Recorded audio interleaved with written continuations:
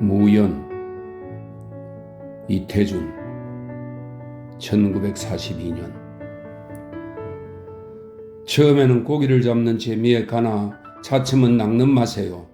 낚는데 자리가 잡히면 그로부터는 하필 물에 가야만 낚시질이 아닌 듯하다. 바른 날 아침에 떠나기 위해 이날 저녁 등 밑에 앉아 끊어진 실을 잇는 것이나 뜰망이나 어롱을 매만지는 것부터 이미 낚시질이며 물동무와 함께 누워 지난 어느 한때의 낮고 끊기던 이야기로 흥을 돋움도 또한 낚시질이니 지금 내가 이런 이야기를 쓰는 것조차 한 낚시질일 수 없지 않을 것이다. 한번 송전서, 한번 인천서 배를 타고 나아가 낚시질을 해보았다. 그것으로 바다 낚시질을 말하는 것은 심히 망령될 것이나 바다 낚시질은 좀 소란하고 좀 노동에 가깝고 꽤 물리는 날은 직업적인 결과를 갖게 되는 것만은 사실인 것 같았다. 맑고 고요하고 짐스럽지 않기는 아무래도 민물 낚시질이라 생각한다. 내가 서울서 처음 민물 낚시질을 가본 데는 동대문 밖 중랑천이다.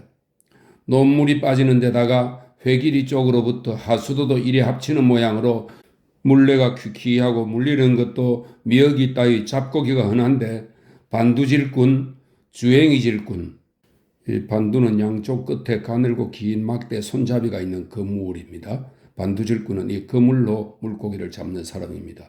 주행이질꾼은 주행이는 주행이의 방언으로 원뿔 모양의 그물 아래 추가 달려서 물에 던지면 쫙 펴져 가라앉도록 한 낚시 도구입니다. 주행이질꾼은 이 그물로 물고기를 잡는 사람입니다. 잡고기가 흔한데 반두질꾼, 주행이질꾼, 미역 감는 패, 자빈이 너무 모여 시비부도처가 아니었다. 시비부도 세상 시비가 닿지 않는 세속을 떠난 곳을 말합니다. 시비부도처가 아니었다. 다음으로 가본 데가 소래 저수지다. 경인선으로 가 소세에서 내려 마침 버스가 있으면 대야리까지 타고 없으면 장찬 십리길을 걸어야 하는 데다. 장찬은 거리가 먼 이 말입니다. 장찬 십리길을 걸어야 하는 데다. 얕은 줄밭이 많고 여기서 줄은 갈대나 부들과 같이 뿌리와 줄기 밑둥이 물속에서 자라는 수생식물을 말합니다. 얕은 줄밭이 많고 깊은 데는 돌로 쌓은 둔덕이 앉게 되므로 바닥도 좋지 못하고 사람도 너무 뜨거워진다. 그러나 가끔 손아귀가 번 붕어를, 번은 몸통이 한 손에 들 정도보다 큰 이 말입니다. 번 붕어를 낚을 수 있는 맛에 공일날 같은 때는 무려 30-40명은 모이는 데다. 서울서 과히 떨어지지 않은 망우리 꼭에 넘어 수택리에 좋은 늪들이 서너 자리가 있는 것은 훨씬 뒤에 알게 되었다. 이심이가 나와, 이심이는 이무기의 방언입니다. 이심이가 나와 송아지를 먹고 들어갔다는 좀 오래고 깊은 소나 늪에는 어뢰 있는 전설이 여기도 있는 만치 두 칸 반 낚싯대에 어뢰 갈반은 한 길하고 반을 말합니다. 사람의 키 하나 반 정도의 깊이입니다. 어뢰 갈반은 서는 깊은 물이었다. 고기만을 탐내지 않는 바에는 역시 앉을 자리 좋은 데가 없으므로 자리를 가려 앉으면 물도 맑은 편이요 울멍줄멍 먼 산의 전망도 일취 있는 데다. 붕어도 소래서보다 더 큰 것이 가끔 나타났고 어쩌다가는 잉어가 덤벼 줄을 끊거나 한눈 파는 새 낚싯대에 째 끌고 달아나기가 일쑤였다. 은비느린 물 위에 솟아뛰고 해오락이 한가히 조는 모양도 수양 경치로는 제격이었다. 그러나 원체 사람이 너무 모여들었다. 버스를 나르는 데서부터 경쟁들이다. 잘 물리는 자리에 앉으려는 것은 욕심이라기보다는 누구나의 상정일 것이나 젊은이도 15분은 걸리는 데를 늙은이가 뛰는 것은 뛰다가 그에 떨어지고 마는 것은 더욱 좁은 논틀길이어서 더 뛰지 못하는 늙은이를 떠다밀고 앞서 달아나는 것은 어느 쪽이나 함께 아름다워 보일 리 없다. 물립니까? 나무 옆을 고요히 지나는 교양이 별로 없다. 또 잘 물리어도 잘 물린다고 대답하는 정직도 그리 없다. 곤드레는 낚시의 지입니다. 곤드레가 1시간만 까딱 안 하면 벌써 탄식이 나온다. 2시간만 되면 그만 자리를 옮긴다. 다음 자리에서부터 욕이 나온다. 용왕님이 옆에 있기만 하면 얻어맞았지 별 수 없을 것이다. 온 늪의 고기를 제자리에만 끌어모을 듯이 깻묵과 반죽 미끼를 아낌없이 퍼붓는다. 옆의 친구가 여간에서는 그냥 견디지 못하고 미끼 던지는 경쟁이 일어난다. 이렇게 고기들은 낚시를 찾을 겨를이 없이 그만 배가 불러버리는 것이다. 제일 질색인 것은 큰 고기에 마음이 들던 친구다. 소위 낭해라고 나비 호두알만치 달린 것으로 남은 다 쫓아버릴 듯이 혼자 털버덩대고 돌아다니는 것이다. 시정에서 부리던 얌치와 악지와 투기를 그냥 가지고 오는 사람이 거의 전부인 것이다. 좀 멀더라도 이런 사람한테 시달리지 않을 때가 없을까? 수십 년 잊어버렸던 데가 진작부터 생각났고 희미한 기억이 차츰 소명해지는 데가 있었다. 강원도 동주 따 어느 산촌으로, 따는 땅의 옛말입니다. 강원도 동주 따 어느 산촌으로, 산촌이면서 물이 많아 용못이란 이름을 가진 동리다. 어려서는 자주 가보던 외가댁 동네다. 외조부님께서 낚시질을 즐기셨다. 손수 낚싯대를 다듬으시고 손수 줄을 들이셨다. 지금 우리가 사다 쓰는 도구와는 다르다. 참대가 귀한 데라 서울 인편에 있을 때 됐을 때보다는 배가 굵고, 참대는 왕대, 굵은 대나무를 말하고, 됐을 때는 담배 쓸 때의 방언으로 담배통과 물뿌리 사이에 끼워 맞추는 가느다란 대를 말합니다. 됐을 때보다는 배나 굵고 한 발은 훨씬 넘어서 자르면 끝이 간필, 붓두껍, 간필은 편지 쓰기에 알맞는 가는 붓이고 붓두껍은 붓촉에 끼워두는 뚜껑입니다. 간필, 붓두껍만 할 때와 길이가 그것과 그의 비등할 왕대를 쪼개인 주편을 사온다. 통대는 자르지 않은 통째로의 대나무입니다. 통대는 불에 쪼여 굽은 데를 바로 잡고 됐을 때 만들듯 마디를 뚫는다. 자루엔 솥불로 깎아 아로새겨 받고 끝은 터질 염려가 없도록 명주실로 감은 후에 밀을 먹인다. 밀랍을 먹인다는 뜻입니다. 죽편으로는 그 끝에 꽂을 휘추리를 다듬는 것이다. 휘추리는 가늘고 긴 나뭇가지입니다. 휘추리를 다듬는 것이다. 이것도 굽은 데를 잡은 다음 처음에는 칼을 쓰고 다음에는 사금파리로 다듬어 다시는 터집도 아니가고 물도 아니 먹게 기름칠을 해가며 끝을 돌을 달아 몇 달려고 매달아 두는 것이다. 이것을 거꾸로 꽂으면 통대 속에 잠겨버리고 바로 꽂으면 전체가 꾸엉의 장북을 든 것처럼 중동이 처지는 법 없이, 중동은 사물의 가운데 부분을 말합니다. 중동이 처지는 법 없이 쭉 뻗어야 쓰는 것이다. 어려서 몇 번 들어본 기억이나 요즘 사다 쓰는 낚싯대처럼 중동이 무거운 법은 결코 없는 것이다. 실도 명주로 세 벌로 들여 가락나무 물을 들이고, 가락나무 뜻갈나무를 말합니다. 가락나무 물을 들이고 그것을 청석 돌에 감아 기름을 먹으며 밥솥에 쪄내는 것이다. 여강공이 아니었다. 낚시도 머스마이를 씻겨 휘는 것이라 미늘이 커서, 이 미늘은 낚시 끝 안쪽에 고기가 물면 빠지지 않게 만든 작은 깔꼬리입니다. 미늘이 커서 여간에선 고기가 떨어지지 않는 것이요, 목줄도 흰 말총을 뽑아다 매는 것으로 물속에 들어가면 투명해서 고기 눈에 잘 뜨일 리도 없다. 고기 종댕이는 종다래끼의 방언으로 작은 바구니를 말합니다. 고기 종댕이는 장마때 같은 때 뗍사리로, 뗍사리는 명아죽과의 한해살이 풀입니다. 뗍사리로 손수 겨럿이었고 받침대는 무슨 글인지 한문인데 장글씨로 여러 줄 새긴 것을 본 생각이 난다. 이 외조부님께서는 당금질이라고, 여기서 낚시를 물에 들여놓고 가만히 앉아 기다리는 낚시질을 뜻합니다. 이 외조부님께서는 당금질이라고 앉아서 하는 낚시질만 다니셨다. 내가 몇 번 따라가 본 데는 쇠치망이라는 데다. 동네 앞을 지나 날이 오는 약간 흐린 개울물과 금악산, 강원도 철원군 동송읍에 있는 산입니다.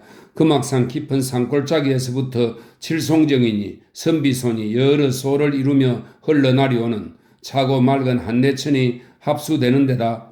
석백 미터 아무리 가문 때라도 바닥이 들여다 보이지 않는다. 이심이가 나와 소를 잡아먹어 쇠치망이란 이름이 생겼다는 대로 고기도 흐린 물끝과 맑은 물끝이 다 보이는 데다. 신누른 붕어도 있고 무지개처럼 오색이 영롱한 무당치리도 있고 은비늘에 청옥빛이 도는 참마자떼와 검고 가시는 새나 맑은 물고기 중에서 제1급인 꺽지도 있다. 비가 오는 때거나 비가 든 직후여서 물이 붉은 때에는 지렁이 미끼로 붕어와 드럭마자와 미어기를 잡는 것이요. 물이 맑아지면 여울담에서 돌미끼를 잡아, 여울담은 여울에 물이 고여 있는 곳이고 돌미끼는 곤충의 한 종류입니다. 여울담에서 돌미끼를 잡아 참마자와 꺽지를 낚는 것이다. 매미 소리뿐 그리고 저 아래 여울담에서 물소리뿐 무한 고요한 주위였다. 내가 가까이하는 눈치면 외조부께서는 낚시는 담가놓은 채 나를 이끌고 원두막으로 가시었다. 참외는 진흙밭에서 아침 이슬에 딴 백사과였다. 희고 둥글고 혼마다 푸른 줄이 진 것인데 배꼽을 따면 붉으스름한 것은 무르익은 표였다. 물론 멜론을 연상시키는 향기와 단맛인데 그 연삭삭한 맛은 멜론이 당치 못할 것이다. 연삭삭한 것은 부드럽고 사근사근한 이 말입니다.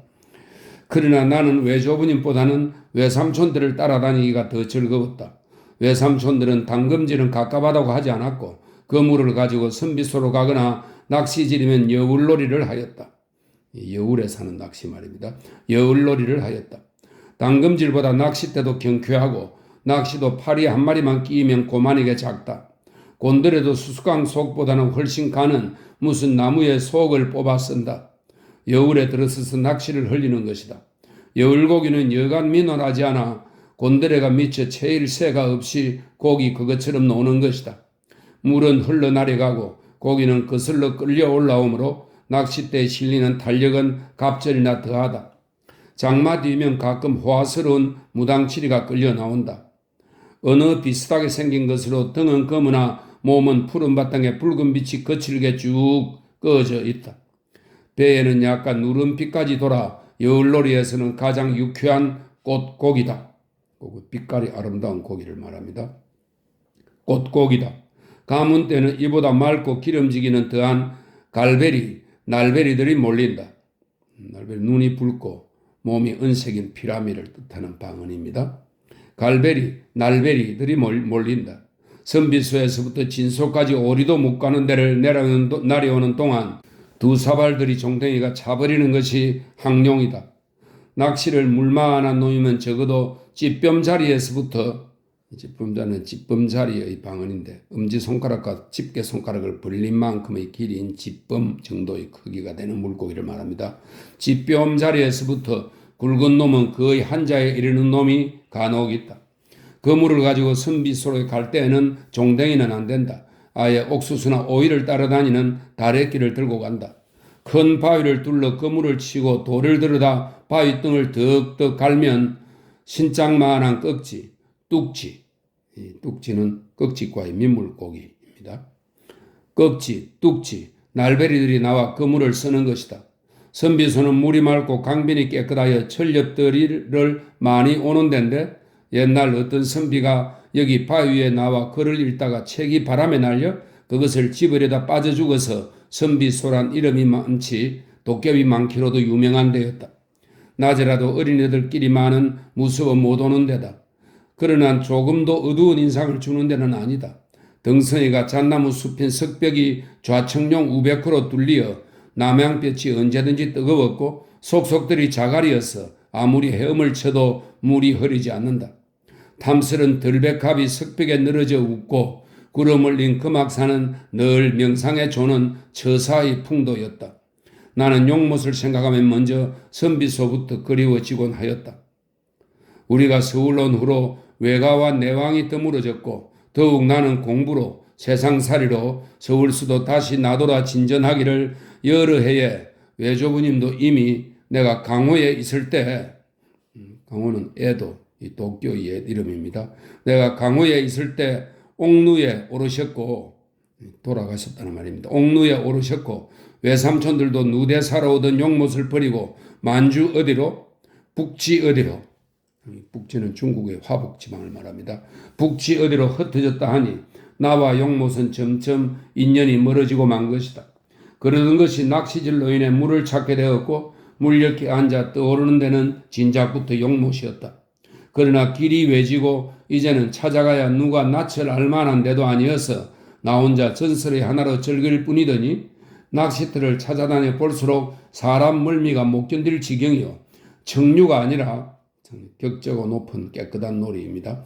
청류가 아니라 때로는 욕되는 적이 없지 않아 그 매미 소리뿐이요. 그 덜백합의 웃음뿐인 쇠치망과 선비소에 한번 낚시를 담가보고 싶은 욕망이 더욱 간절해지어 그의 지난 여름에는 뜻을 정하고 여러 날 앞서부터 행장을 갖추다가 바람잔 날을 택해 새벽차로 어느 고운님을 배우러 가는 길이 그처럼 설레랴 싶게 용못을 찾아갔던 것이다.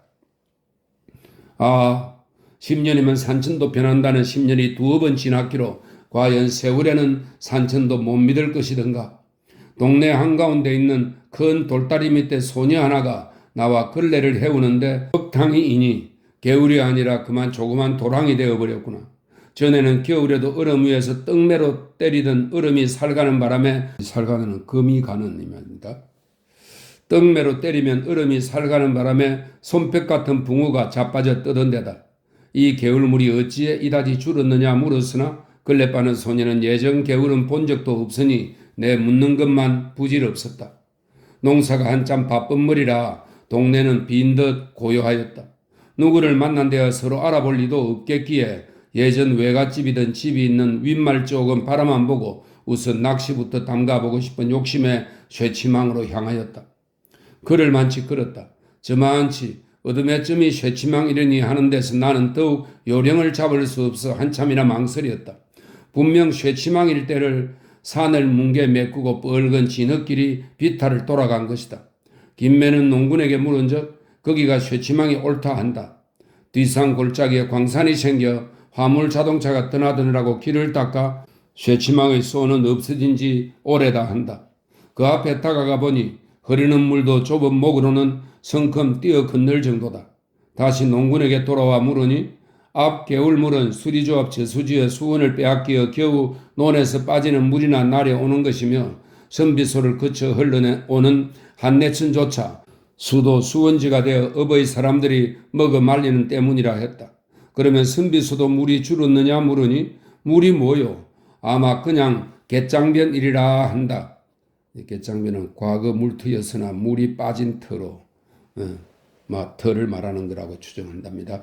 갯장변이리라 한다. 허무한 노릇이다. 왔던 길이니 옛 추억이나 더듬을까 하여 땀을 흘리며 선비소로 올라가니 덩성이의 잣나무 숲은 백호를 치듯 머리를 빡빡 밀어 깎듯 이 말입니다. 백호를 치듯 하얗게 깎이고 공동묘지가 된 듯 무덤이 대박 덮이듯 했다. 그새 여러 사람이 저렇듯 많이 죽었는가? 물이 보일 만한 데인데 보이지 않는다. 가까이 가니까야 물소리가 난다. 흐르는 소리가 아니라 한 번 나고 그치는 소리인데 어떻게 되어나 물소리인지 이상하다. 내 걸음에서 나는 것이 아닌 자갈 밟는 소리가 들린다. 그쪽을 살피니 웬 하얀 귀신 같은 노파가 선비소의 바로 석벽 밑에서 올려 솟는 것이다. 나는 등골이 오싹해 걸음을 멈추었다. 뭘까? 주춤주춤 자갈밭으로 올라서더니 꾸부정하고 엎딘다. 자갈을 주어 치마폭에 담는 것이다.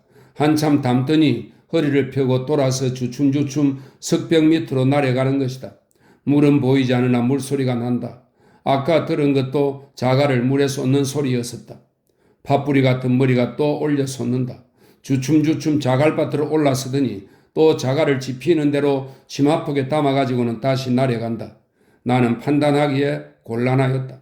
선비소에는 여러 가지 도깨비의 전설이 있다 하나 밤도 아니여 낮이라도 운권청천인데 운권청천은 구름이 그치고 하늘이 맑게 개었다는 뜻입니다.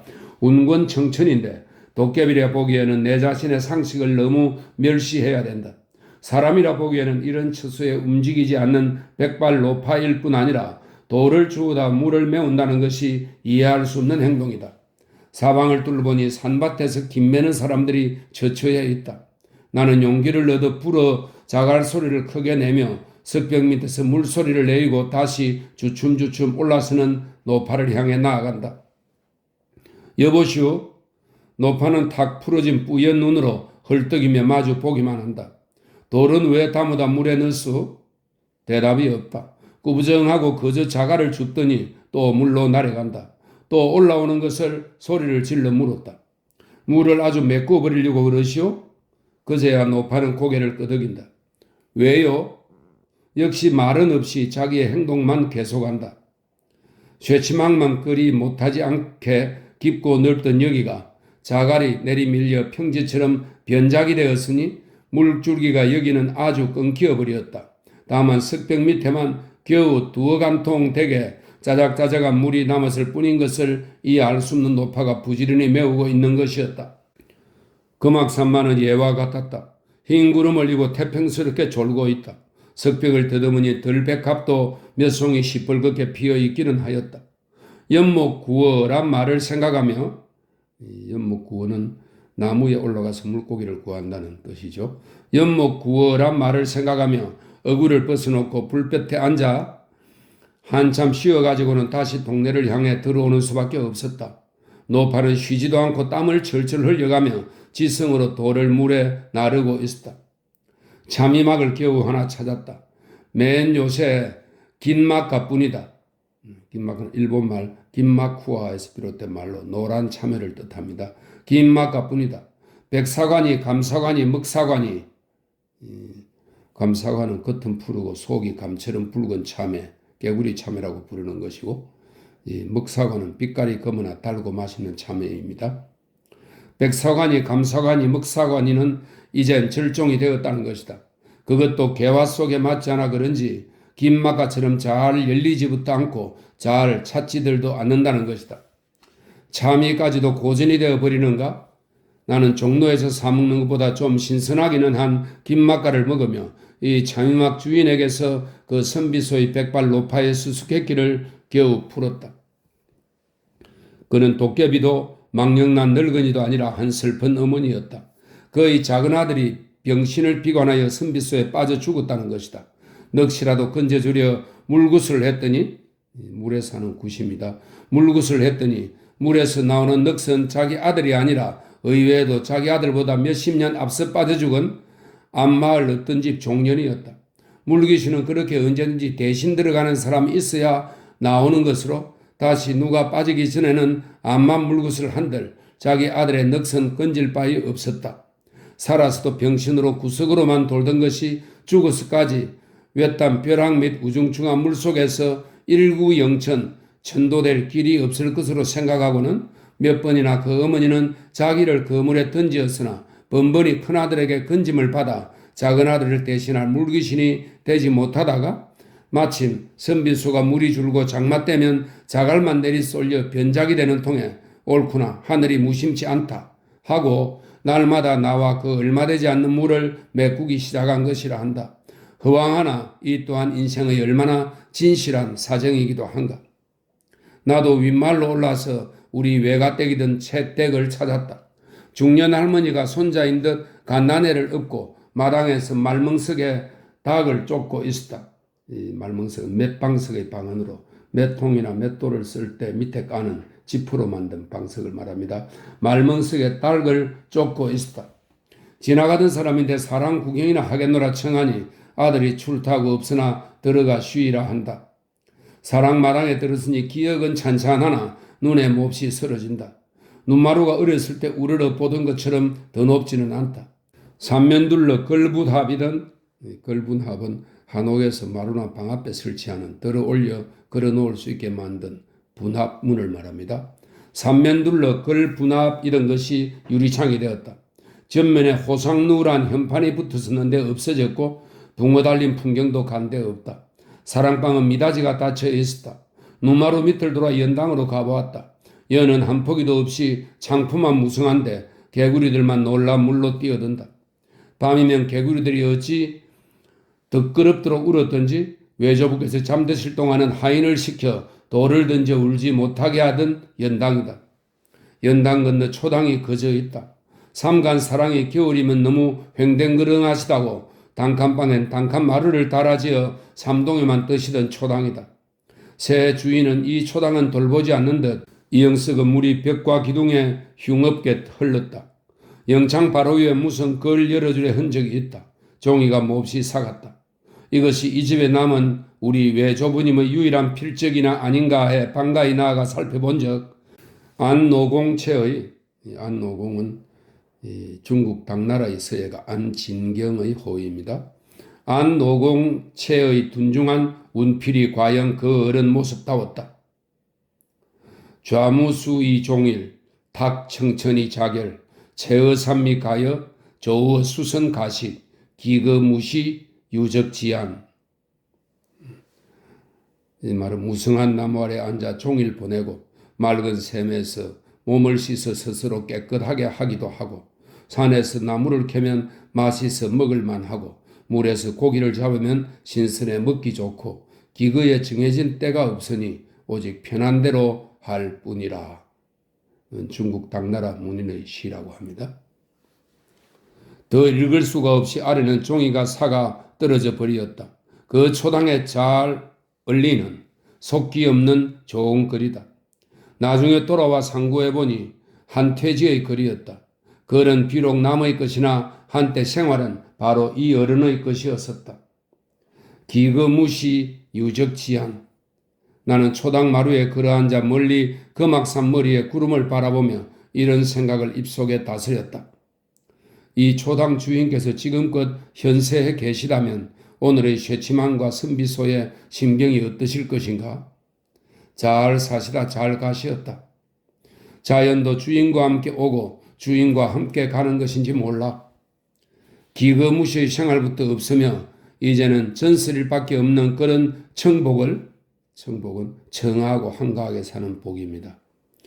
이제는 전설일 수밖에 없는 그런 청복을 시정에서 파는 속치분분한 물감칠한 낚싯대로 더불어 낚으러 다닌다는 것은 그 생각부터가 한낱 부질없는 꿈이런가.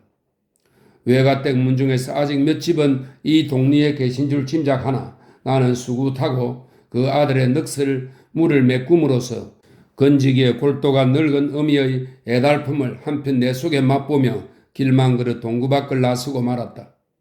한 사조의 밑에 잠겨 산다는 것도 한 물 밑에 사는 넋일 것이었다.